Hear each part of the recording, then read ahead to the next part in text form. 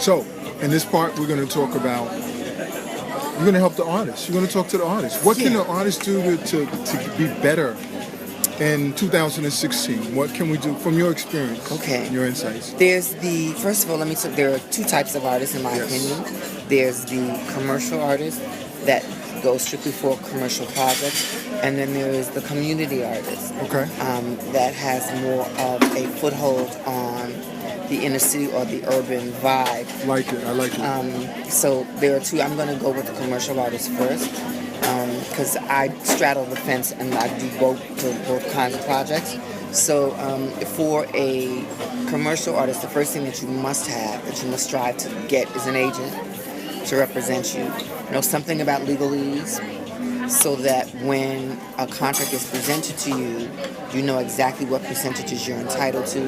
You understand the verbiage that's put in your contract, right, so that it doesn't overwhelm you and you just blindly trust someone to handle all of your finances. Excellent. Because many people years and years ago just did that, because being an artist, the work and the stamina that it takes to be the artist, you'd have to turn around and do the business side of yourself is really difficult.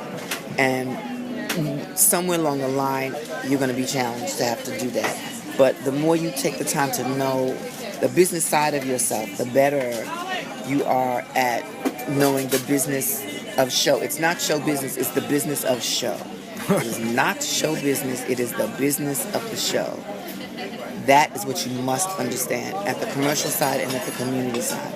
For the community side, try to align yourself with some people that can support your vision, that can help you find money, that will not take it from you. I've had money stolen from me out of my not-for-profit organization. Wow. People close to me have done that. So be mindful of who you let into your inner sanctum. And you as an artist must guard yourself. You have to abstain from things and people to create. In order to keep your divine connection divine, you should not be in certain places. You should not be doing certain things. You can't hang out with everybody, because when it comes time for you to sit down in front of that piece of paper and write or paint or sing or create or shoot something, that divinity channel has to be pristine. It has to be sharp. It has to be well filed.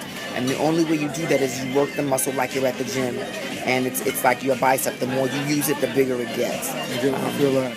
It's so, from the community side, stay in an environment where you feel safe and where people can help you and nurture you and support you.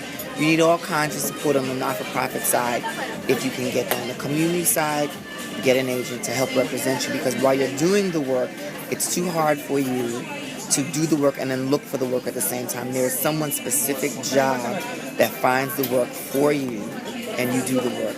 That's what makes your life easier. And then you can focus on just the work and not doing the work, then do the business. Do the work, then do the business. You were talking about that earlier. Chasing the paper. Exactly. You're doing the art. Doing the paperwork, especially if you're doing not-for-profit stuff or trying to get funding for stuff, it is a world of tedium. And it doesn't necessarily belong to an artist per se. So, but you have to know it.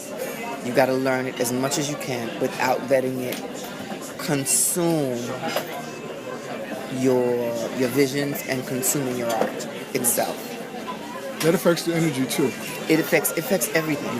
Because if we're not in a position where we are 100% flourished like a peacock, we can't work.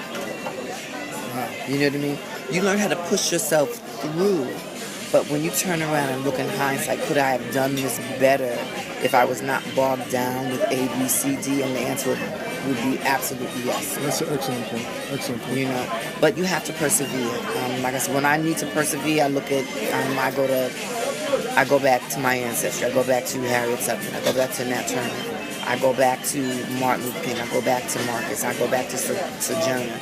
I go back to any great leader who didn't have the opportunities that I have now,